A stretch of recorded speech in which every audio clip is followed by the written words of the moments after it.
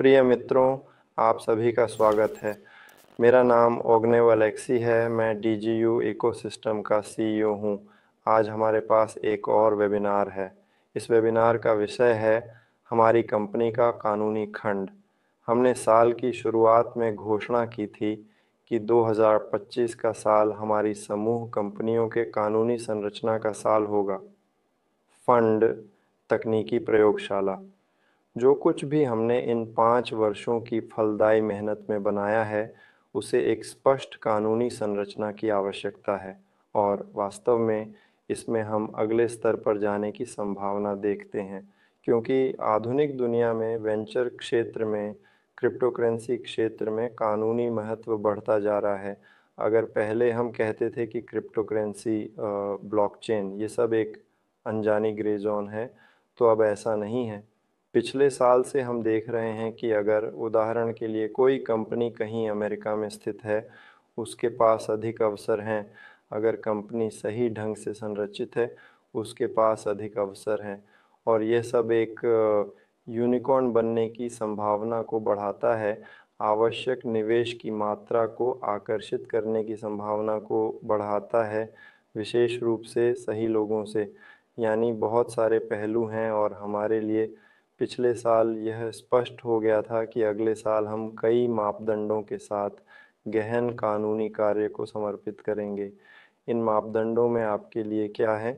यह निवेशकों की सुरक्षा, उपयोग की सुविधा, स्वामित्व की सुविधा है, क्योंकि सभी एक बटन दबाने से काम करने के आदी हो गए हैं। हम इन मुद्दों को हल करते हुए इस दृष्टिकोण को बनाए रखने की कोशिश कर रहे हैं। सुरक्षा और आगे के विकास की योजनाएं। यह स्पष्ट है कि हम वर्तमान में एक गैर सार्वजनिक कंपनी के रूप में विकसित हो रहे हैं, जिसमें शेयर धारकों की एक बंद सूची है। यह किसी भी व्यवसाय के लिए एक मानक क्लासिक दृष्टिकोण है जो अपनी यात्रा शुरू करता है। हमारे सामने आगे एक चौराहा है और हमने इस चौराहे के बारे में कई बार बात की है। विभिन्न मार्गों के चयन के फायदे और उनके नुकसान, सीमाएं आदि के उदाहरण दिए हैं। यानी जितनी जटिल प्रणाली होती है, उतनी ही जिम्मेदारी से किसी भी चयन के प्रति दृष्टिकोण अपनाना चाहिए। इसलिए हमें कानूनी मुद्दों को हल करते समय अपने लिए संभावनाएं तैयार करनी होंगी। सबसे पहले, एक गैर सार्वजनिक कंपनी के रूप में विकसित होना, जिसमें शेयरधारकों की एक बंद सूची हो और इस निर्णय के सभी फायदे हों।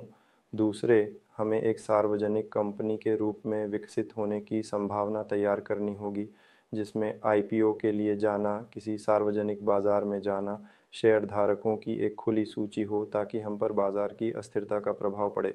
हमें और क्या तैयार करना होगा? यह स्पष्ट है कि कृत्रिम बुद्धिमत्ता ब्लॉकचेन के क्षेत्र में विकसित होते हुए हम टोकनाइजेशन की दिशा में भी देख रहे हैं। इसलिए विकास का एक तीसरा मार्ग भी हो सकता है, क्योंकि हम क्या देख रहे हैं, ये सब बहुत तेज़ी से विकसित हो रहा है। कोई कुछ टोकनाइज कर रहा है, हम खुद इसमें काफ़ी अच्छी तरह से समझते हैं और हमें इस मार्ग को भी ध्यान में रखना चाहिए। और इसके साथ ही कई अन्य मापदंड हैं जो लगभग 1.5 साल से मौजूद हैं।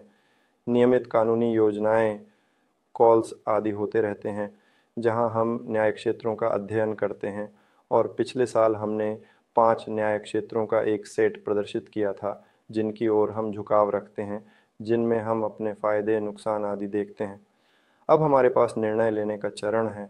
मैं इस वेबिनार के दौरान इस विषय पर विचार साझा करने की कोशिश करूंगा और शायद कुछ लगभग अंतिम तिथियों की घोषणा करूंगा, क्योंकि जितना अधिक हम विचार करते हैं, उतना ही कम समय हमारे पास इस वर्ष इस मुद्दे को हल करने के लिए बचता है। उदाहरण के लिए, पुनर्गठन के बाद विभिन्न क्रिप्टोकरेंसी लाइसेंस, बैंकिंग लाइसेंस प्राप्त करने की प्रक्रियाएं भी आती हैं। हमने यह सब इस वर्ष के लिए निर्धारित किया है। इसलिए इसे लंबा खींचने के बजाय हम स्पष्ट रूप से तेज़ी ला रहे हैं। किसी भी व्यक्ति को पुनर्गठन के निर्णय लेने में सबसे अच्छा क्या तेज़ी ला सकता है, यह एक स्पष्ट समझने योग्य समय सीमा है। वह तारीख जिसके पहले हमें सभी दस्तावेज जमा करने होंगे, सभी आवश्यक रजिस्टरों, प्रतिभागियों की सूचियों के साथ निर्णय लेना होगा। और हमारे पास, मैं याद दिला दूं, 23,000 से अधिक लोग हैं। यह काफ़ी अधिक है। सभी न्याय क्षेत्र एक ही व्यापार संरचना में इतने प्रतिभागियों का समर्थन नहीं करते हैं, इसलिए यहाँ भी कुछ विशेषताएं उत्पन्न हुई। वास्तव में हमारी कानूनी टीम द्वारा विभिन्न परामर्शों और अन्य का उपयोग करके किया गया कार्य एक बहुत बड़ा प्रयास है और मैं दिल से इस कार्य के लिए सम्मान और प्रशंसा व्यक्त करता हूँ, जिसका हिस्सा मैं अब साझा करना शुरू करूँगा। यहाँ यह समझना महत्वपूर्ण है कि मैं कुछ चीज़ों का नामकरण संदर्भ को समझने के लिए करूँगा, ताकि आप हमेशा की तरह हमारे वेबिनार में निर्णय लेने की प्रक्रिया, हमारे द्वारा किए गए चयन की प्रक्रिया देख सकें और कुछ प्रेरणा और दीर्घकालिक योजना को समझ सकें। यानी उदाहरण के लिए मैं बहुत सारी जानकारी सूचीबद्ध करूँगा। आज मेरे सामने कुछ बड़ी संख्या में दस्तावेज़ हैं और कुछ चीज़ें मैं पढ़कर सुनाऊंगा ताकि आपके पास भी यह संदर्भ हो। वास्तव में मैं सुझाव देता हूं कि शायद कुछ सामान्य प्रमुख घटनाओं से शुरू करें, ताकि नई और मौजूदा दर्शकों के पास कुछ सामान्य संदर्भ हो। डीजीयू इकोसिस्टम की शुरुआत 2029 में हुई थी और शायद 2020 के अंत तक हमने एक कानूनी संरचना बनाई, साइप्रस में कंपनियों को पंजीकृत किया और हमारे सह मालिकों के लिए कृत्रिम बुद्धिमत्ता, ब्लॉकचेन और संबंधित तकनीकों के क्षेत्र में विकास के लिए वित्त पोषण आकर्षित करना शुरू किया, वेंचर स्टार्टअप्स को वित्त पोषित किया। और ये पूरा रास्ता जो हमने तय किया, हमने सही कानूनी रूप के महत्व को समझते हुए तय किया। संभवतः ये मेरे कानूनी बुनियादी शिक्षा से जुड़ा है या शायद कुछ और से, लेकिन जैसा कि निकला, ये दृष्टिकोण काफ़ी सही और सटीक था। स्वाभाविक रूप से 2022 में बहुत से लोगों के जीवन में राजनीतिक घटनाएं हस्तक्षेप करने लगीं, जिन्होंने कुछ CIS देशों के लिए यूरोपीय समकक्षों के साथ बातचीत करने की संभावना को सीमित कर दिया। और हमारे साइप्रस में कंपनियों ने राजनीतिक प्रतिबंधों के कारण सीमित कार्य किया, लेकिन इसके बावजूद स्वाभाविक रूप से निवेशकों के सुरक्षित अधिकारों को बनाए रखा। और हमारे सामने सवाल खड़ा हुआ, आगे कहां जाएं ताकि बैंक खातों के खोलने, विभिन्न अधिकारों के हस्तांतरण में कोई प्रतिबंध न हो।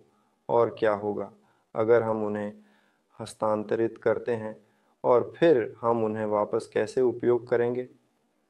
आप समझते हैं, बहुत सारी जटिलताएं उत्पन्न होती हैं और हम बड़ी बौद्धिक संपत्ति जमा कर रहे हैं, जिसमें कॉपीराइट, कुछ पेटेंट, कोड के अधिकार, अनुसंधान के अधिकार और अन्य संपत्तियां शामिल हैं, जिन्हें आप विभिन्न स्नैपशॉट्स और बोनस कार्यक्रमों के माध्यम से प्राप्त करते हैं।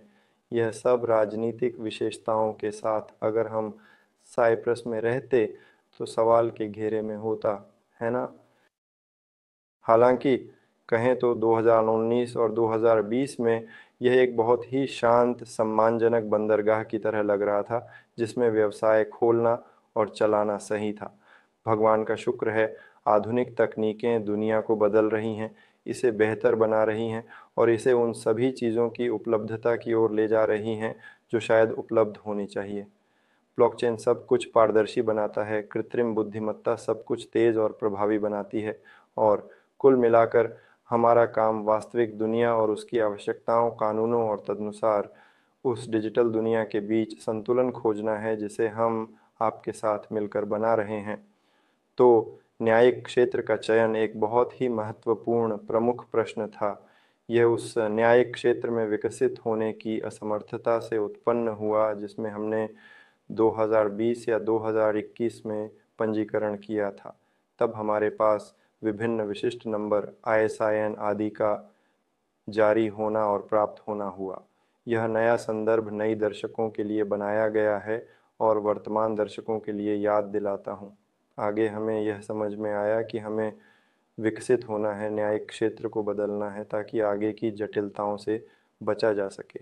और भगवान का शुक्र है कि ऐसा हुआ कि वह व्यवसाय जिसे हम तकनीकी दृष्टिकोण से, वेंचर वित्त पोषण के दृष्टिकोण से चला रहे हैं, उसने खुद को सफल साबित किया और हमारे फंड के पोर्टफोलियो में गंभीर उत्पाद आने लगे। यह एवा है, यह आरडब्ल्यूए परियोजनाएं हैं और भी बहुत कुछ है जो अपने आप में प्रबंधन और सही कानूनी पैकेजिंग की भी आवश्यकता होती है। तो सह मालिकों की संख्या बढ़ रही थी, देशों की संख्या बढ़ रही थी और वास्तव में इन सब का प्रबंधन कुछ समय तक करना होगा। जैसा कि मैंने कहा, सार्वजनिक, गैर सार्वजनिक या अन्य कंपनी तक। तदनुसार यह प्रश्न पहले से ही तीव्रता से उठने लगा पिछले 2024 में। वास्तव में हमने कौन से कदम उठाए? पहला, हमने अप्रयुक्त हिस्सों का जलाना किया, यानी हमने स्पष्ट रूप से समझ लिया कि 100 अरब को जलाया जा सकता है, उनकी हमें आवश्यकता नहीं होगी। ये एक बड़ी संख्या थी जिसे हमने भंडार के साथ जारी किया था और अपने लिए ऐसी संभावना छोड़ दी थी। यह एक बिल्कुल सही निर्णय था, सही दृष्टिकोण था। जब हमें समझ में आया कि इसकी हमें आवश्यकता नहीं है, तदनुसार हमने इससे छुटकारा पा लिया। इसका परिणाम क्या हुआ? यह कि हमारी कंपनी में हमारे क्राउड समुदाय, हमारे निवेशकों के समुदाय, डीजीयू पारिस्थितिकी तंत्र के हिस्सेदारों की हिस्सेदारी वर्तमान में लगभग 10% तक बढ़ गई है। यानी पहले 4 सालों में हमने लगभग 2% बेचा। फिर विभिन्न अतिरिक्त आवंटनों के माध्यम से, यदि आप हमारे साथ लंबे समय से हैं तो आप X11 को याद करते हैं और पिछले साल जुलाई में एक अतिरिक्त आवंटन था, यानी हमने कंपनी की हिस्सेदारी बढ़ाई, आपको अतिरिक्त अप्रयुक्त प्रतिभूतियां आवंटित की और वर्तमान में हम क्या देखते हैं? यह किसी भी उपयोगकर्ता के लिए व्यक्तिगत खाते में उपलब्ध है। वहां सहमालिकों का रजिस्टर है और वहां अभी 8 अरब से अधिक खरीदी गई हिस्सेदारी है जो स्वामित्व में है और कुछ मात्रा में किस्तों में है। हम आधार मानते हैं कि लगभग 10% ये आप डीजीयू पारिस्थितिकी तंत्र के मालिक हैं। क्या यह शानदार है? निश्चित रूप से शानदार है। लेकिन जब हमने 2024 में इस प्रक्रिया की शुरुआत की तो स्पष्ट रूप से अधिक स्वामित्व की योजना बनाई और इसकी घोषणा की। और आप सभी को उन प्रतिशत योजनाओं की याद है जिनमें परियोजना टीम के पास 40% था, एक आरक्षित फंड लगभग 20% था और क्राउड समुदाय की स्वामित्व हिस्सेदारी 40% तक थी। यानी ये ऐसे अनुमानित मूल्य हैं जो हमारे विचार में संतुलन बनाए रखने की अनुमति देते हैं, अधिकारों, संभावनाओं को बनाए रखने की अनुमति देते हैं, जिसमें शुरुआती निवेशकों की जिम्मेदारियां भी शामिल हैं और कंपनी को सही ढंग से विकसित करने की क्षमता रखते हैं। सार्वजनिक कंपनी की दिशा में जाना, यदि इसकी आवश्यकता हो, या टोकनाइज्ड कंपनी या किसी अन्य प्रासंगिक और लक्ष्यों के अनुरूप कानूनी रूप की दिशा में। तो हमारे पास जो आरक्षित फंड लगभग 20% है, वह कंपनी के विकास से संबंधित विभिन्न कार्यों के लिए प्रस्तावित था। क्योंकि दुनिया बदल रही है और जितना अधिक आप खुद को किसी चीज़ में सीमित करेंगे, उतना ही अधिक आपको प्रश्नों को हल करना होगा जब आपको इसकी आवश्यकता होगी। इसलिए हम हमेशा ऐसी जगह छोड़ते हैं ताकि हम लचीलापन बनाए रख सकें। भगवान का शुक्र है, हम इसे करने और कंपनी के विकास के लाभ के लिए प्रभावी ढंग से उपयोग करने में सक्षम हैं। पिछले साल हमने पुनर्गठन के पहले चरण को पूरा किया, अप्रयुक्त हिस्सों को जलाया, सभी को अतिरिक्त आवंटित किया और वास्तव में हमने इस तरह के बौद्धिक संपत्ति और किसी भी अन्य अधिकारों के पंजीकरण के लिए विभिन्न कानूनी योजनाओं का अध्ययन करने के लिए और समय लिया, जो हमारे पास बड़ी संख्या में उत्पन्न हुए। और स्वाभाविक रूप से ये सब निश्चित रूप से व्यवसाय प्रबंधन और कंपनी के सहमालिकों की संख्या के साथ संयोजित होना चाहिए, क्योंकि हमारे लिए यह अत्यंत महत्वपूर्ण है। आपके लिए यह भी महत्वपूर्ण है कि आपके अधिकार सुरक्षित हों और हम अपनी प्रतिष्ठा के साथ इसकी गारंटी दें वास्तव में, और उन विकासों, विचारों, उत्पादों और परियोजनाओं को वित्त पोषित करना जारी रखें जो हमने आपके साथ मिलकर 5 वर्षों में बनाई गई पारिस्थितिकी तंत्र में उत्पन्न होते हैं। तो संक्षेप में 2024 में क्राउड समुदाय की स्वामित्व हिस्सेदारी लगभग 10% तक बढ़ गई। फिर एक पुनर्खरीद किया गया। सबसे पहले मैं उन सभी को हार्दिक बधाई देता हूं जिन्हें यह उपलब्ध था। यह पारिस्थितिकी तंत्र के लिए एक महत्वपूर्ण घटना थी। 14,000 से अधिक प्रतिभूति धारकों को पुनर्खरीद करने, अपने पोर्टफोलियो बेचने का अवसर मिला। और यहाँ यह ध्यान देने योग्य है कि यह लगभग 60% या 70% है, यानी अधिकांश दर्शकों को यह अवसर मिला। हमें लगभग 1700 आवेदन प्राप्त हुए और तदनुसार केवल लगभग 300 लोगों ने इन आवेदनों की पुष्टि की। हमारे लिए यह एक स्पष्ट संकेत है कि सबसे पहले कंपनी के अधिकांश सहमालिक जो 2019 से लगभग 2023 तक हमारे साथ जुड़े, हमारे द्वारा किए जा रहे सभी कार्यों को मंजूरी देते हैं और अपने प्रतिभूति पोर्टफोलियो को बेचने का इरादा नहीं रखते और हमारे साथ आगे बढ़ने के लिए पूरी तरह से तैयार हैं। दूसरे, यह दर्शकों के दृष्टिकोण से जो आपकी समर्थन का और भी अधिक सटीक और स्पष्ट प्रमाण हो सकता है।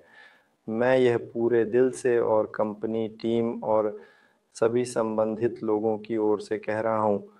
मुझे याद नहीं है कि मैंने पहले यह कहा था, लेकिन यह लगभग 15,000 लोगों का ठोस प्रमाण है कि हम सब कुछ सही कर रहे हैं और इस ऊर्जा पर स्वाभाविक रूप से हम इसे करना जारी रखते हैं। जिन्होंने इस आवेदन की पुष्टि की वे लगभग 300 लोग। यहाँ भी कोई सवाल नहीं है। आपको शर्तें प्रस्तावित की गई थीं, आपने अपना चुनाव किया और तदनुसार अब हमारा काम जून में भुगतान का शेड्यूल प्रकाशित करना है जो दिखाई देगा और तदनुसार जुलाई से हम इस पुनर्खरीद के लिए गणना शुरू करते हैं। तो जैसा कि आप जानते हैं, इसलिए हमारे पास लगभग 400 मिलियन इन प्रतिभूतियों की संख्या मुक्त हो रही है जिन्हें कंपनी खरीद रही है और तदनुसार यह सब इस प्रक्रिया में फिट बैठता है जिसे हम चरणबद्ध पुनर्गठन कह सकते हैं। और अब वास्तव में 2025 आ गया है, जिसके लक्ष्यों में से एक लाइसेंस, कानूनी पैकेजिंग आदि है। और तदनुसार इसे खींचने के बजाय चलिए कुछ अधिक ठोस बातों की ओर बढ़ते हैं। हम न्यायिक क्षेत्र से शुरू करते हैं। जो कुछ मैं अभी कहने जा रहा हूँ वह अभी भी प्रश्न के अधीन है। हम अभी भी परामर्श प्राप्त कर रहे हैं, लेकिन स्पष्ट रूप से हम 90% किसी विशेष न्यायिक क्षेत्र की ओर झुक रहे हैं। हम अभी क्या कह सकते हैं कि ये ब्रिटिश वर्जिन आइलैंड्स है और शायद, जैसा कि मैंने पहले उल्लेख किया है, मैं कुछ बिंदुओं को स्पष्ट कर दूं जिसमें यह क्यों चुना गया था। इस न्यायिक क्षेत्र में हमने जो एक लाभ देखा वह यह है कि 2023 में वहाँ सबसे बड़ा वेंचर फंड ब्लैक रॉक पंजीकृत हुआ था।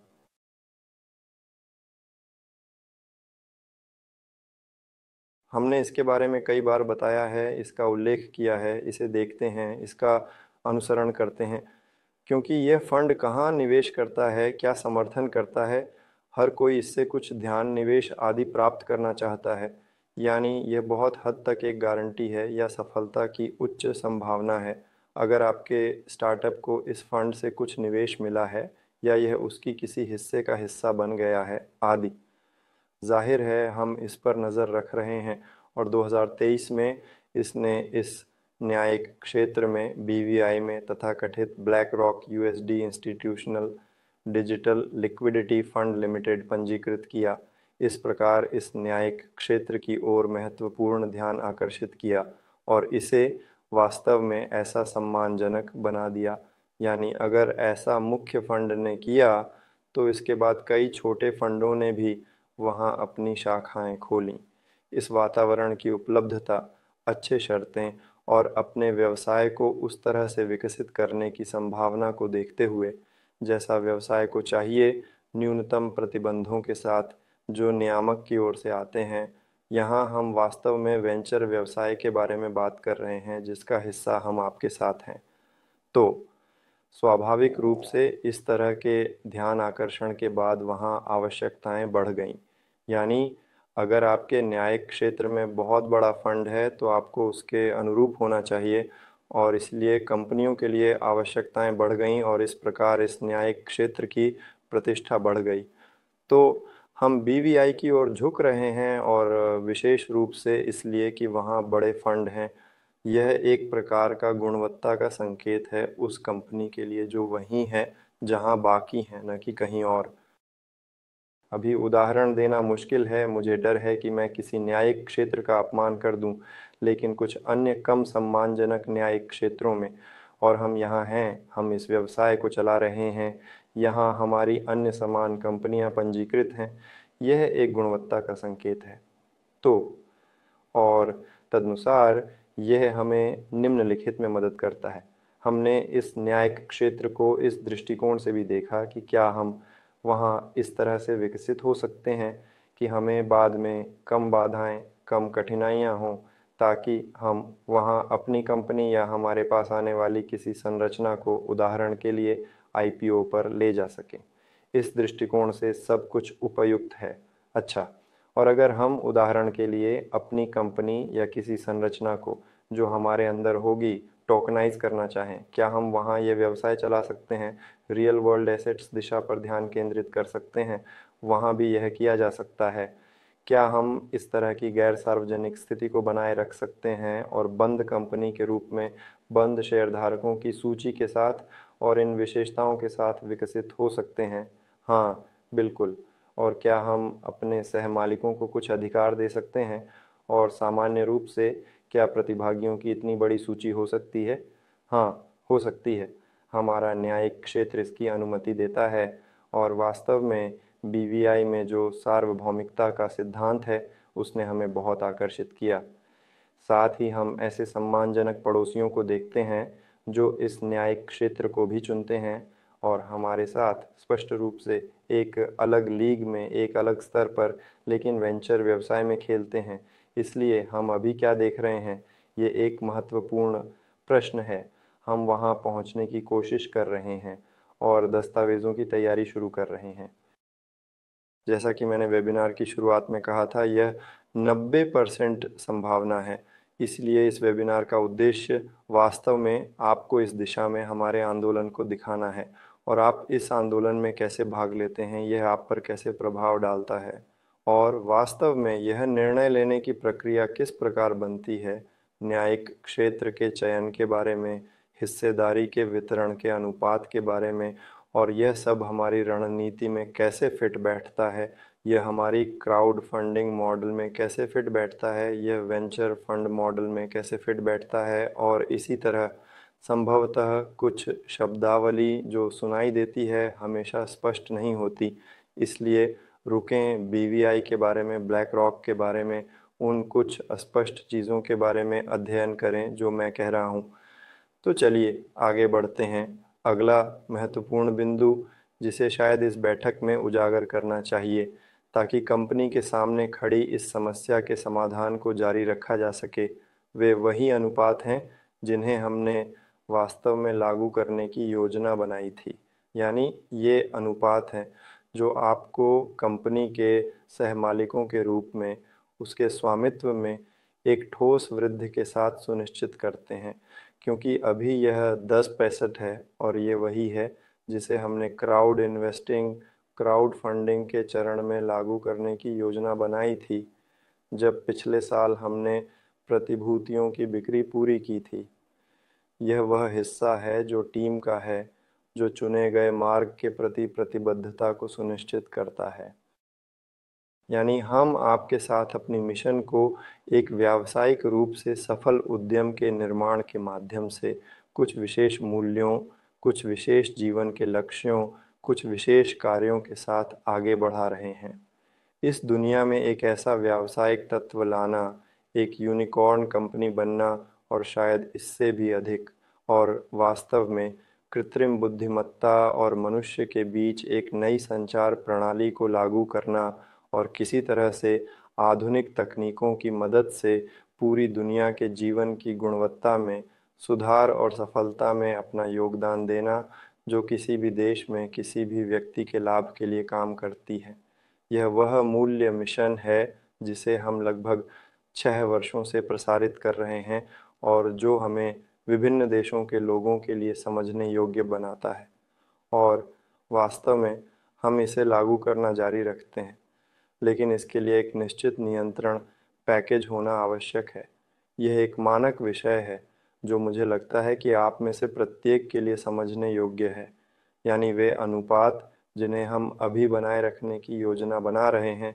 51% नियंत्रण पैकेज जो टीम के पास है, ताकि संरचना प्रबंधनीय हो और चुने गए मार्ग का पालन करे जिसे हमारे दर्शकों का अधिकांश समर्थन करता है, और साथ ही प्रबंधन को किसी तरह से हड़पने की संभावना न हो, क्योंकि जितना अधिक हम विकसित होते हैं उतना ही अधिक हम अपने प्रति ध्यान आकर्षित करते हैं और प्रतियोगियों और उन लोगों को भी जो हमें किसी तरह से अपने साथ जोड़ने में रुचि रखते हैं। लेकिन बात यह नहीं है कि मैं अभी रहस्यमय रूप बना रहा हूँ और यह दावा कर रहा हूँ कि गूगल या एलन मस्क आदि हम में रुचि रखते हैं। नहीं, मैं मानता हूँ कि किसी समय पर रुचि उत्पन्न होगी और इसके लिए तैयार रहना आवश्यक है। तो चलिए अनुपातों की ओर बढ़ते हैं। 51% यह नियंत्रण पैकेज है जो प्रबंधन को सुनिश्चित करता है। यह नई संरचना में टीम के पास है। पहले यह 90% था, अब ये कम से कम 51% है। हमारे क्राउड समुदाय की स्वामित्व हिस्सेदारी 30% तक होगी। हम मानते हैं कि यह अधिकतम सीमा पर ही लागू होगी, यानी आपकी स्वामित्व हिस्सेदारी 10% से बढ़कर 30% हो जाएगी। और बाकी 19% का क्या होगा? जाहिर है, जैसा कि मैंने कहा, हम एक रणनीति का पालन करते हैं, बल्कि यह कहना चाहिए कि एक दृष्टिकोण है कि हम सब कुछ नहीं जानते, और यह दृष्टिकोण हमें किसी तरह से विकसित होने की अनुमति देता है। हम सब कुछ नहीं जानते, इसलिए हमें चालें चलने की क्षमता होनी चाहिए। और इसी तरह यही 1900% का आरक्षित फंड हम अपने पास रखते हैं, और वास्तव में हम इस फंड से क्राउड दिशा को जारी रखने, विकसित करने और वर्तमान चरण में कुछ रणनीतिक साझेदारों को आकर्षित करने की योजना बनाते हैं जो हमें उपलब्ध हैं या भविष्य में उपलब्ध होंगे। उन्हें आरक्षित फंड से आकर्षित करने की योजना बनाते हैं। इसका क्या मतलब है? इसका मतलब है कि क्राउड समुदाय की हिस्सेदारी अछूती रहती है। विकास के इस चरण में, जैसा कि आपने कहा, यह धुंधली नहीं होती, या नए वित्त पोषण का आकर्षण आपकी हिस्सेदारी से नहीं होता। तदनुसार हम इन अनुपातों को बनाए रखते हैं, और वह प्रक्रिया जिसे हमने पिछले साल दिसंबर में फिर से शुरू किया था, वित्त पोषण को आकर्षित करने की प्रक्रिया, हमारी अपनी विकासशील परियोजनाएं जो अब कंपनी को प्रभावी ढंग से विकसित करने की अनुमति देती हैं।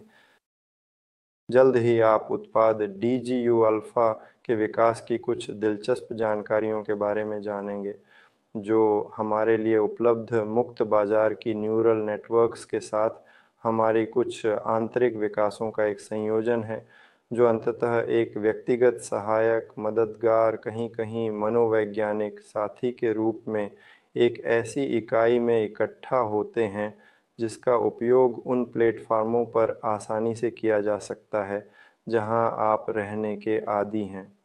कोई नया, मुझे नहीं पता, गैजेट या कुछ और नहीं, बल्कि एक ऐसी इकाई जो आपके हितों में कार्य करती है। भविष्य में यह व्यक्ति के जीवन में कुछ महत्वपूर्ण कार्यों को करने के लिए सत्यापन प्राप्त करने में सक्षम होगी, और इसी तरह, यानी इस साल ने हमें इस उत्पाद के निर्माण में उस डिजिटल व्यक्तित्व की अवधारणा में बहुत आगे बढ़ाया है। इसलिए जल्द ही हम आपको और भी अधिक चौंकाएंगे। तब तक वास्तव में दी बिग गेम में भाग लें, इन विकासों के परीक्षण में भाग लें जो हमारे टेलीग्राम चैट्स में हो रहे हैं, और वे परिष्कृत और लगातार विकसित होते रहेंगे। हम उन्हें लगातार परिष्कृत कर रहे हैं। फेसबुक पर विभिन्न घटनाएं होती हैं, जैसे कि DGU अल्फा के रूप में कंटेंट उत्पाद के निर्माण का प्रदर्शन, और वास्तव में यह शब्द जल्द ही और अधिक प्रस्तुत किया जाएगा। कुल मिलाकर हम आपको चौंकाते रहेंगे। और ये वित्त पोषण जिसे हमने दिसंबर में खोला ने हमें बहुत तेज़ी से आगे बढ़ने की अनुमति दी, लेकिन पहले से ही सब कुछ एक ठोस नींव पर बनाने की, टीम से, पारिस्थितिकी तंत्र से, व्यवसाय की समझ से, वेंचर फंड से, 2 प्रयोगशालाओं से, रुझानों से और इसी तरह। कुल मिलाकर यह वेबिनार हमारे पास 10 अप्रैल को आ रहा है, लेकिन मुझे पहले से ही पता है कि लगभग 18 अप्रैल के बाद एक बहुत ही दिलचस्प खबर आएगी जो हम सभी के लिए एक महत्वपूर्ण विषय पर होगी। इसलिए मैं इसे तुरंत घोषणा कर रहा हूँ, आपका ध्यान आकर्षित करते हुए। मई और जून में कंपनी उत्पादों और हमारे नए दिलचस्प इंटरैक्शन फॉर्मेट के प्रति और अधिक रुचि की उम्मीद है। आपके साथ व्यक्तिगत सहायकों और उन सभी चीज़ों की मदद से जो हम टीम के अंदर विकसित कर रहे हैं। तो टीम के पास 71% का नियंत्रण पैकेज है, लेकिन 30% ये क्राउड समुदाय और उन सभी की हिस्सेदारी है जो कंपनी के सहमालिक बन गए हैं। और तदनुसार रिजर्व फंड ये लगभग 19% है, जिसे हम वित्त पोषण के लिए और किसी संभावित आगे के पुनर्वितरण के लिए छोड़ते हैं, लेकिन पहले से ही, उदाहरण के लिए, टीम की ओर नहीं बल्कि क्राउड समुदाय की ओर, यानी संभावित रूप से आपकी हिस्सेदारी और बढ़ सकती है अगर हम देखते हैं कि ये मूल्यवान कागजात, उदाहरण के लिए, आवश्यक नहीं होंगे, मांग में नहीं होंगे या अपनी महत्वपूर्णता को समाप्त कर देंगे और इसी तरह। और क्या महत्वपूर्ण है उल्लेख करने योग्य बातों का जिक्र करना। अभी हमारे पास लगभग 100 अरब हिस्से हैं। कितने होंगे?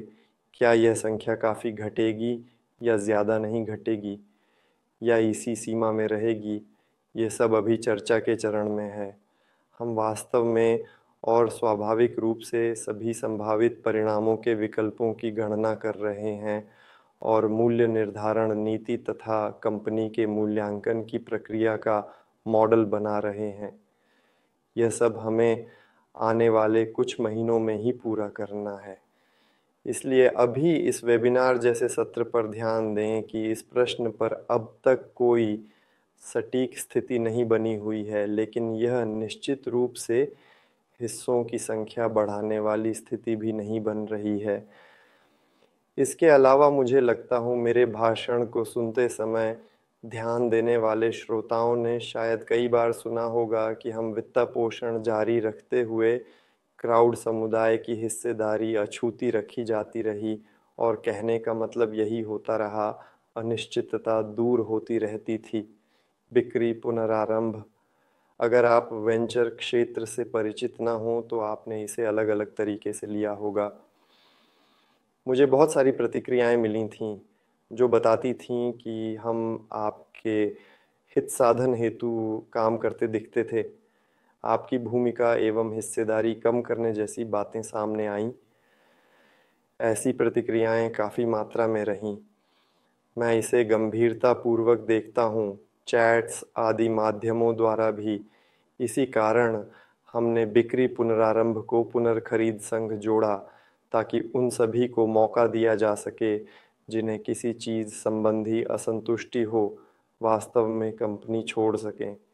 मैंने पहले ही समुदाय संघ साझा किया था, उनका निर्णय बने रहने वाला था। हमारी सुरक्षा कैसे लागू करें, ये एक बड़ा सवाल रहता। जब तक वो हमारे साथ जुड़े रहते तब तक ये ज़रूरी होता। आपने हमें पुनर्खरीद इनकार करके बड़ी सहायता दी, लेकिन मैं ऐसा नहीं कह रहा। बिना समर्थन किए संभव ना होता क्योंकि अवसर देखा गया। अब आपकी प्रतिबद्धता, समर्थन, विश्वास देखते हुए स्पष्ट हुआ। सुरक्षा अधिकतम स्तर पे लागू होगी और इसे कानूनी दृष्टिकोण से कैसे लागू किया जा सकता है उस अधिकार क्षेत्र में जिसके बारे में हमने बात की थी। जाहिर है ये उपकरण मौजूद है क्योंकि हम आपके साथ साइकिल का आविष्कार नहीं कर रहे हैं, बल्कि हम इसे अधिक तकनीकी और उन्नत बना रहे हैं। शर्त के रूप में हम इसे उड़ना और बहुत तेज़ी से चलना सिखा रहे हैं, लेकिन परिवहन का साधन नहीं बना रहे हैं। सब कुछ पहले से ही हमारे लिए सोचा गया है। हमारा काम है कि इसका उपयोग करने की क्षमता हो और इसे कुशलता से और प्रभावी ढंग से करना, यानी इस साइकिल पर सही तरीके से और सुरक्षित रूप से चलना। तो यह पूरी कानूनी कहानी, जिसमें हमने कई घंटे बिताए हैं, कंपनी के कुछ हिस्सों या किसी विशेष समाज के प्रतिभागियों को विशेष अधिकारों से सम्मानित करने और उन्हें विशेषाधिकार प्राप्त निवेशक बनाने की अनुमति देती है। इसका क्या मतलब है? मैं अब सीधे कागजात पर जाने की कोशिश करूंगा, क्योंकि मेरी मेज़ पर हमारी कानूनी सेवा की एक रिपोर्ट है कि हमारी कंपनी के विशेषाधिकार प्राप्त निवेशकों के पास कौन से अधिकार हो सकते हैं और वे ऐसे क्यों हैं। अभी यह समझने का मतलब है कि जो लोग 2019 से हमारे साथ हैं, एक निश्चित तारीख तक, जिसे मैं थोड़ी देर बाद बताऊंगा, उनके पास कंपनी के विशेषाधिकार प्राप्त निवेशक बनने का अवसर है। यानी कुछ अधिकार प्राप्त करना, सुरक्षा की डिग्री, लाभांश के साथ बातचीत का एक निश्चित रूप, और इसी तरह आधुनिक कानूनी प्रथाएं और बीवीआई इसे लागू करने की अनुमति देते हैं। आइए देखें कि इसे कैसे किया जा सकता है और कौन से अधिकार हो सकते हैं। अभी मैं कुछ मुख्य सामान्य रूप से स्वीकृत अधिकारों को सूचीबद्ध करूंगा, लेकिन इसका मतलब यह नहीं है कि वे संपूर्ण हैं, क्योंकि हम कुछ निर्णयों के आधार पर उन्हें किसी तरह से सुधार सकते हैं, यानी हमारे समुदाय की ओर उन्मुख कर सकते हैं। अब भी हमारे पास एक परिचयात्मक वेबिनार है, जहां मैं अधिकारों की सूची दूंगा और कुछ टिप्पणी करूंगा, और आप अपने मन में सोचेंगे कि क्या यह आपके लिए दिलचस्प होगा या नहीं। हो सकता है आप इस बारे में अपने निष्कर्ष साझा करें इस वेबिनार के नीचे टिप्पणियों में। उदाहरण के लिए, बीवीआई और अन्य जगहों पर विशेषाधिकार प्राप्त निवेशकों के पास हम अभी इस अधिकार क्षेत्र के बारे में सामान्य रूप से बात कर रहे हैं, लेकिन यह केवल वहाँ ही नहीं अपनाया गया है। कुछ प्रकार के लाभांश अधिकार हो सकते हैं। इसका क्या मतलब है? लाभांश विशेषाधिकार के विकल्प, उदाहरण के लिए साधारण शेयर धारकों के पहले लाभांश भुगतान में प्राथमिकता। शायद यह दिलचस्प है, किसी के लिए यह महत्वपूर्ण है। आप अपने बारे में सोच सकते हैं कि हाँ, निश्चित रूप से मैं पहले था, मुझे पहले भुगतान करना चाहिए।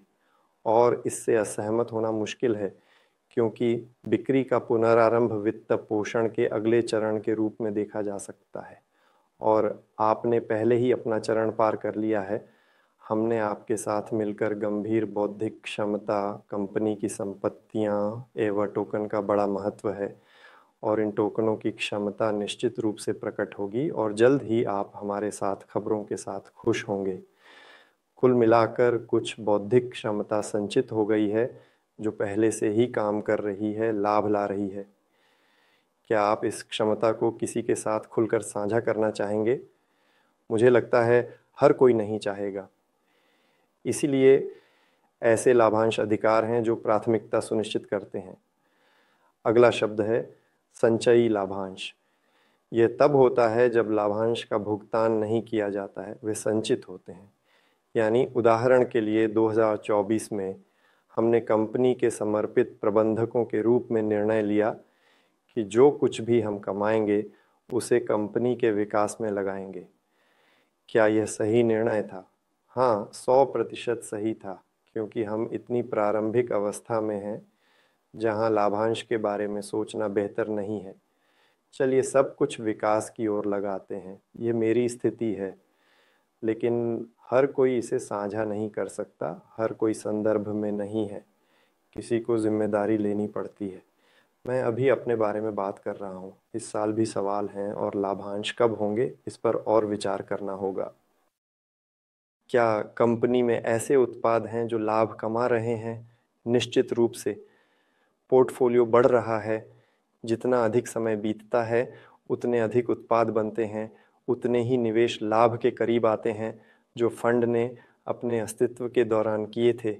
अगर अभी देखें तो हमारे पास और भी उत्पाद जुड़ गए हैं और उनकी संख्या बढ़ती रहेगी।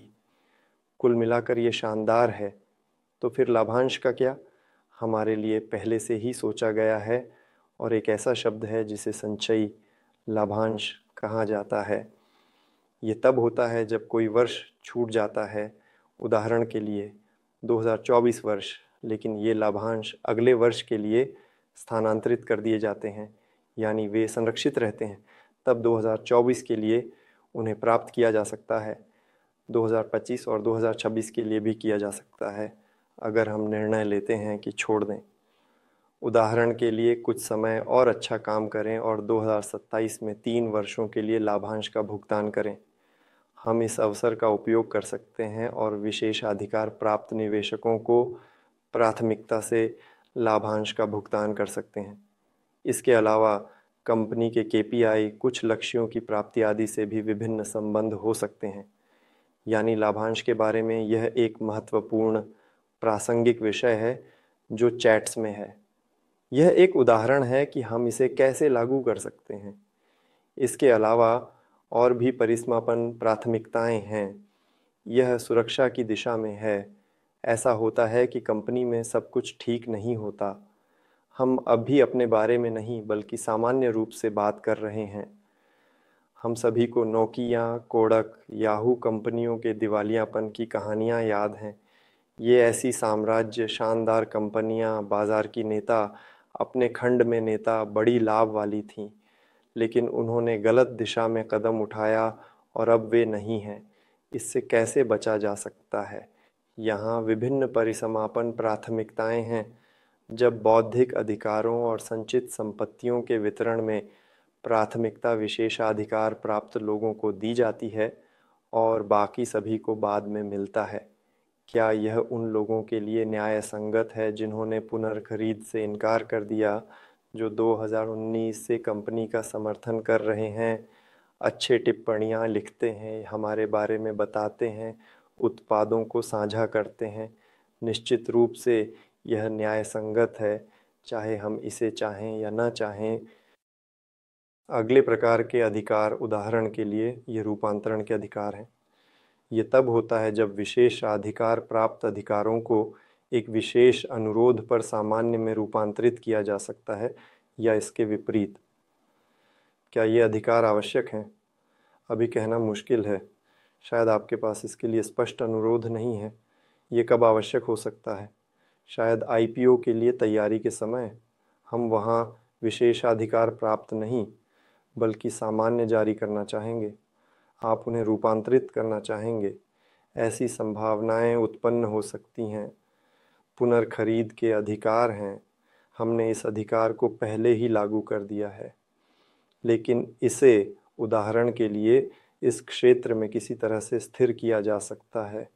यानी अभी हम एक सामान्य दृष्टिकोण के बारे में बात कर रहे हैं ताकि आपके पास संदर्भ हो। अगर आप ये वेबिनार देख रहे हैं तो शायद आपके पास एक अनुरोध है।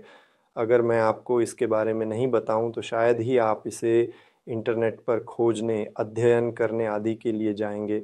बेहतर है कि मैं आपको इसके बारे में बताऊं और आप हमारे साथ सोचेंगे, संदर्भ में रहेंगे, अगली जानकारी को बेहतर तरीके से समझ सकेंगे, इसे सामान्य रूप से साझा कर सकेंगे अगर यह आपको रुचिकर है। विभिन्न सुरक्षात्मक अधिकार हैं जब आप कुछ निर्णयों में भाग ले सकते हैं और अपने हितों की रक्षा कर सकते हैं, उदाहरण के लिए नए शेयरों के जारी होने से।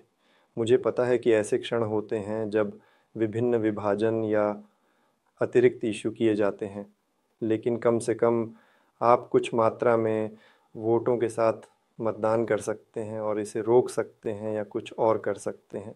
विशेष आरण भार के निर्माण के बारे में भी, उदाहरण के लिए आप विशेषाधिकार प्राप्त हैं और हमने कोई बड़ा आरण लेने का निर्णय लिया। आप कहते हैं कि आप इसके लिए सक्षम हैं, लेकिन फिर भी संदेह करते हैं और कंपनी के हित में कार्य करते हुए कुछ परिणामों को समझते हुए आप एक विशेष रूप में और अधिकारों के एक विशेष सेट के साथ अपनी राय व्यक्त कर सकते हैं। कई अलग अलग दृष्टिकोण हैं। अगला अधिकार यह मतदान का अधिकार है। अगर हम क्लासिक शब्दों में बात करें, सामान्य शेयर और विशेषाधिकार प्राप्त शेयर, तो सामान्य शेयरों के पास मतदान का अधिकार होता है, जबकि विशेषाधिकार प्राप्त शेयरों के पास नहीं होता। लेकिन इसका मतलब यह नहीं है कि उन्हें यह अधिकार नहीं दिया जा सकता, इसलिए बीवीआई पर यह उपलब्ध है और शेयर बहुत विशेषाधिकार प्राप्त हो सकते हैं।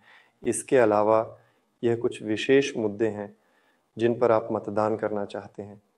यह एक महत्वपूर्ण बिंदु है। यानी इसका क्या मतलब है? अगर हम किसी को बहुत सारे अधिकार देते हैं तो क्या यह उदाहरण के लिए हमारे काम को धीमा कर सकता है? निश्चित रूप से कर सकता है। क्या आप कंपनी में सभी घटनाओं पर नज़र रखते हैं? शायद हमेशा नहीं। हो सकता है 10% लोग सक्रिय रूप से सब कुछ चैट में देखते हैं, ईमेल पढ़ते हैं। मैं सांख्यिकी के स्तर पर बात कर रहा हूँ।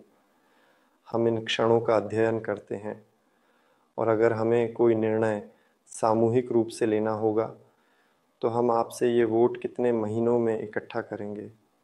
मेरा मतलब है कि कुछ मुद्दों पर आप में से न्यूनतम संख्या को हम मतदान का अधिकार दे सकते हैं।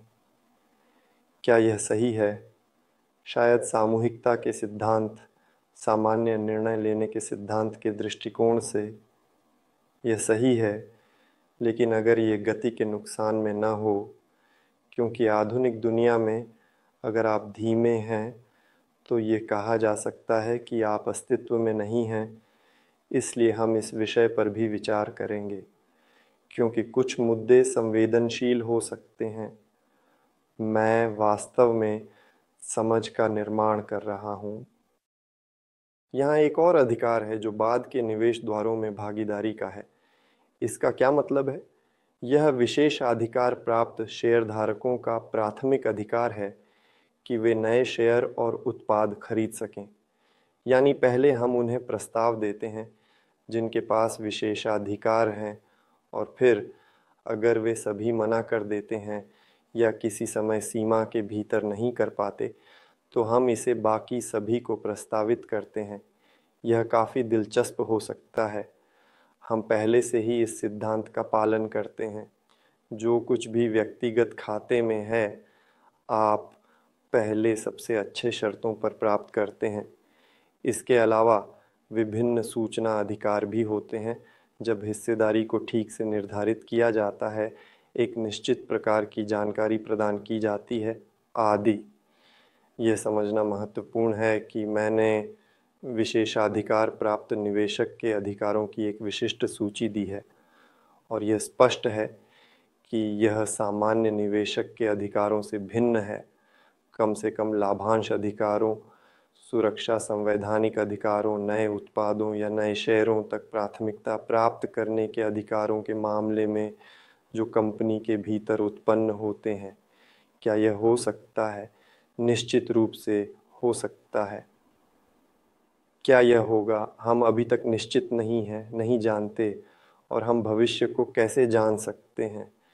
केवल कुछ घटनाओं के होने की संभावना की गणना करके। अगर हमारी कंपनी के विकास के स्तर और हमारे समुदाय की भागीदारी के स्तर की बात करें तो स्पष्ट रूप से प्राथमिकता लाभांश के अधिकारों को दी जाती है। मुझे लगता है कि हम इसे बुनियादी स्तर पर लिखेंगे कि विशेषाधिकार प्राप्त निवेशक सबसे पहले सब कुछ प्राप्त करते हैं, हमारे सभी विकासों के मालिक होते हैं और तदनुसार पहले उनके लिए सब कुछ वितरित करते हैं। संभवतः हम इन लाभांशों के संचय सिद्धांत के बारे में निर्णय लेंगे। जैसा कि मैंने आपको बताया था कि अगर इस वर्ष उन्हें भुगतान नहीं किया गया तो वे खोते नहीं हैं, बल्कि बाद में स्थानांतरित हो जाते हैं। ये तो अच्छा है। यानी मुझे लगता है बुनियादी ये है कि लाभांश पर परिसमापन प्राथमिकता है और बाकी सब कुछ हम विचार करेंगे, अध्ययन करेंगे। अधिकारों का सेट कैसे चुनें, यह कार्य पर निर्भर करता है। अगर केवल अधिकारों की सुरक्षा करनी है तो यह एक प्रारूप है। अगर आईपीओ के लिए तैयारी करनी है तो कुछ और ध्यान में रखना होगा। अगर किसी प्रकार का नियंत्रण प्राप्त करना या सुनिश्चित करना है या किसी को देना है तो यह तीसरा कार्यात्मक सेट है। तदनुसार हम ऐसे संदर्भ में हैं और इसी तरह निर्णय लेते हैं। लाभांश अधिकार, पुनर्खरीद में प्राथमिकता, पुनर्खरीद, ये सब कुछ है जिसे हम पहले से ही लागू कर रहे हैं। तदनुसार हमें इसे 100% ध्यान में रखना होगा। आपकी 30% हिस्सेदारी को विशेषाधिकार प्राप्त बनाना होगा। मूल रूप से सुरक्षा सुनिश्चित करनी होगी। आपके साथ मिलकर बनाई गई कंपनी और संचित संपत्तियों का स्वामित्व सुनिश्चित करना होगा। सब कुछ इस प्राथमिकता वाले प्रारूप में। शायद आज का वेबिनार ऐसा ही अपेक्षित था, है ना? लेकिन यह स्पष्ट रूप से इस विषय में प्रारंभिक है। हालांकि मुझे यह विषय जटिल नहीं लगता। मुझे लगता है मैंने काफ़ी स्पष्ट रूप से समझाया, बताया, वर्णन किया कि निर्णय कैसे लिया गया, हम इस पर कैसे पहुँचे, क्यों यह या वह चुना गया, और सबसे महत्वपूर्ण, हम कैसे विभाजित करते हैं, हिस्सेदारी को ठीक से निर्धारित करते हैं। उदाहरण के लिए, अगले उत्पादों के वित्त पोषण में कंपनी के विकास के अगले चरण में चरण DGU अल्फा, हम सटीक हिस्सेदारी को इस आधार पर निर्धारित करते हैं कि एक निश्चित अवधि तक खरीदे गए शेयर विशेषाधिकार प्राप्त हो जाते हैं, निवेशक विशेषाधिकार प्राप्त हो जाते हैं। जैसा कि मैंने अभी वर्णन किया, जब मैंने उन विशेषाधिकार प्राप्त निवेशकों के अधिकारों के एक निश्चित सेट को सूचीबद्ध किया जिनके पास ये अधिकार हो सकते हैं, मैंने कहा कि एक निश्चित तारीख तक खरीदे गए। सवाल उठता है, हम ये सब कैसे करेंगे और वह कौन सी तारीख होगी? यहाँ भी जवाब काफ़ी सरल है। सबसे पहले, हम आपकी कंपनी की हिस्सेदारी कैसे बढ़ाएंगे? मैं आपको सोचने के लिए 3 सेकंड देता हूँ।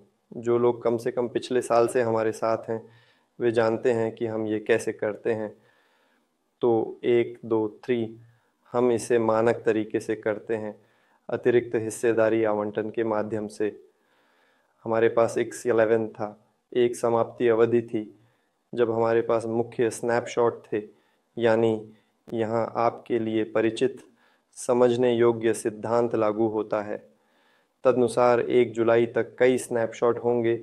वे 1 मई, 1 जून और 1 जुलाई को होंगे, और इन कार्यों के तहत हम आपके खातों पर प्रतिभूतियों की संख्या को स्थिर करेंगे और आपकी गतिविधि के अनुसार अतिरिक्त आवंटन करेंगे। स्पष्ट रूप से हमारे पास लोगों का एक समूह होगा जो डिफ़ॉल्ट रूप से हिस्सेदारी प्राप्त करेंगे। ये सभी वे हैं जिन्होंने 2019 से 10 दिसंबर 2024 तक हमारे साथ भाग लिया, जब हमने बिक्री फिर से शुरू की। आप डिफ़ॉल्ट रूप से प्राप्त करते हैं क्योंकि आप हमारे साथ पुनः आरंभ करने से पहले थे। फिर वह समूह है जो पुनः आरंभ के बाद शामिल हुआ, और कई समूह होंगे जो अप्रैल, मई, जून आदि में हमारे साथ जुड़ेंगे। यानी विवरण आप अभी अपनी स्क्रीन पर देख रहे हैं, और स्वाभाविक रूप से इस वेबिनार के बाद एक पोस्ट होगा जिसमें स्पष्टीकरण होगा। लेकिन जो लोग हमारे साथ लंबे समय से हैं, उनके लिए यह परिचित यांत्रिकी है। इसका क्या मतलब है? अपनी किस्त का भुगतान करें। अगर आपने पहले ही सब कुछ चुका दिया है और अपनी हिस्सेदारी को विशेषाधिकार प्राप्त शेयरों में बढ़ाना चाहते हैं और एक विशेषाधिकार प्राप्त सहमालिक बनना चाहते हैं, तो कुछ महत्वपूर्ण मात्रा में प्रतिभूतियों के साथ तो एक नई किस्त लें और अपनी हिस्सेदारी बढ़ाएं। खासकर अब विभिन्न कार्यक्रम हैं जहां आप अतिरिक्त बोनस प्राप्त कर सकते हैं। अगर आपने पहले ही सब कुछ खरीद लिया है जो आप चाहते थे और आपके पास महत्वपूर्ण पोर्टफोलियो हैं, तो आप कुछ भी नहीं कर सकते। जो लोग अब शामिल हो रहे हैं बिक्री की शुरुआत से, आपके पास अप्रैल का आधा, मई और जून है। निर्णय लेने और अपने पोर्टफोलियो को थोड़ा बढ़ाने के लिए। एकमात्र बारीकी, मैं इसे अधिकतम सटीक, न्याय संगत, सही मानता हूँ। अगर आप विशेषाधिकार प्राप्त निवेशक बनना चाहते हैं, विशेषाधिकार प्राप्त शेयरों के साथ उन अधिकारों के साथ जो मैंने गिनाए, तो आपको यह सुनिश्चित करना होगा कि आपकी किस्तें इस समय तक चुकाई गई हों। क्योंकि अगर 1 जुलाई तक हम विशेषाधिकार प्राप्त निवेशकों के लिए प्रवेश बंद कर देते हैं और आपकी किस्तें चल रही हैं, तो सभी आगामी भुगतान सामान्य शेयरों के होंगे। इसमें भी कोई बड़ी बात नहीं है, आप सामान्य शेयरों के भी मालिक हो सकते हैं, उन पर लाभांश प्राप्त करेंगे, लेकिन विशेषाधिकार प्राप्त के बाद यह न्याय संगत है और स्वाभाविक रूप से यह किस्तों के संबंध में है। क्योंकि किस्तें ये एक मानक दृष्टिकोण नहीं है, यह एक क्राउड फंडिंग दृष्टिकोण है। जब आपके पास कुछ महीनों के दौरान भुगतान करने की संभावना होती है, हाँ, यह आपके लिए सुविधाजनक है, लेकिन क्या यह कंपनी के लिए सुविधाजनक है? और क्या यह दुनिया में कहीं भी इस तरह से हिस्सेदारी खरीदने के लिए स्वीकार्य है जब कंपनी विकसित हो रही है और आपने पहले ही खरीद लिया और आराम से भुगतान कर रहे हैं? सब कुछ कई गुना अधिक महंगा हो गया है और आप उसी दर पर खरीद रहे हैं। इसलिए यहाँ सब कुछ न्याय संगत है। सभी किस्तें जो आप लेंगे, और अगर आप चाहते हैं कि वे विशेषाधिकार प्राप्त हों, कृपया 1 जुलाई तक उन्हें चुका दें, अन्यथा 1 जुलाई के बाद वे सामान्य होंगी। उनके पास बस कम अधिकार होंगे, लेकिन स्वाभाविक रूप से स्वामित्व और कुछ विशेष कार्यक्रमों में भागीदारी बनी रहेगी। ये बुनियादी शेयर हैं, यानी 3 स्नैपशॉट की मानक यांत्रिकी। कुछ विवरण आप स्क्रीन पर देख रहे हैं। कुल मिलाकर सारी जानकारी जो मैं देना चाहता था मैंने आपको बता दी है। मैं बहुत खुश हूँ। सभी को बधाई, क्योंकि हम पुनर्गठन के समापन पर पहुँच गए हैं। संख्या, शेयरों की मात्रा के बारे में कुछ प्रश्न बाकी हैं। फिर से ये इस पर निर्भर करेगा कि हम कितना बेचते हैं, कितना अतिरिक्त आवंटित करते हैं, यानी हम बाद में देखेंगे। तदनुसार 1 जुलाई को हम विशेषाधिकार प्राप्त निवेशकों के लिए प्रवेश समाप्त कर देंगे और फिर हमेशा की तरह 2 सप्ताह के भीतर हमारे पास गणना होगी। यह हमें अंतिम रजिस्टर बनाने के लिए चाहिए। अप्रैल, मई, जून के दौरान हमारे पास आपके साथ कुछ कानूनी समावेश और कानूनी पोस्ट होंगे, जहां हम जानकारी प्रकाशित करेंगे। व्यक्तिगत डैशबोर्ड में इस विषय से संबंधित कुछ दिखाई देगा। यह विषय बुनियादी और महत्वपूर्ण है। हमने यह वेबिनार आयोजित किया। हो सकता है मई या जून में हम एक और वेबिनार आयोजित करें, जहां हम सब कुछ समझाएंगे, कहेंगे कि हमने निश्चित रूप से BVI चुना है। उदाहरण के लिए बताएंगे कि कितनी संख्या में शेयर हैं, बताएंगे कि हम दस्तावेज़ जमा कर रहे हैं, किस तारीख को रजिस्टर को फिक्स कर रहे हैं। साथ ही यह भी कि इस समय तक विशेषाधिकार प्राप्त शेयरों के लिए सब कुछ आवंटित कर दिया गया है और इसके बाद सब कुछ सामान्य शेयरों से संबंधित है। संरचना के बारे में बताएंगे, कौन से अनुपात हैं, कहाँ रिजर्व फंड है। वास्तव में यह पूरा दृष्टिकोण है और जुलाई से या तो पंजीकरण शुरू हो जाएगा, यानी हम इसे लंबा नहीं खींचेंगे, या यह कुछ स्पष्ट तारीखों में शुरू होगा, लेकिन इस साल यह निश्चित रूप से शुरू होगा और समाप्त होगा। हम कुछ लाइसेंस प्राप्त करने की भी कोशिश करेंगे, लेकिन यह बैंकिंग गतिविधियों के लिए है। क्रिप्टो करेंसी लाइसेंस के लिए यह अगला चरण है और अभी तक हम उनसे दूर हैं।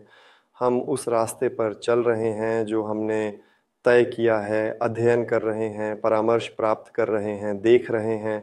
हम कंपनी के हितों में, कंपनी के सहमालिकों के हितों में और प्रत्येक व्यक्ति के हितों में कार्य कर रहे हैं, जिनके लिए हम उत्पाद बना रहे हैं। तो आज की बैठक के लिए आपका धन्यवाद। अगर कोई प्रश्न उठते हैं तो उन्हें चैट में पूछें। दृष्टिकोण के बारे में, कुछ दिलचस्प क्षणों के बारे में अपने प्रभाव साझा करें और हम आपके साथ साझा करेंगे और आपको लिखेंगे। मैंने आपके लिए ये बैठक बहुत खुशी के साथ आयोजित की। आपको शुभकामनाएं।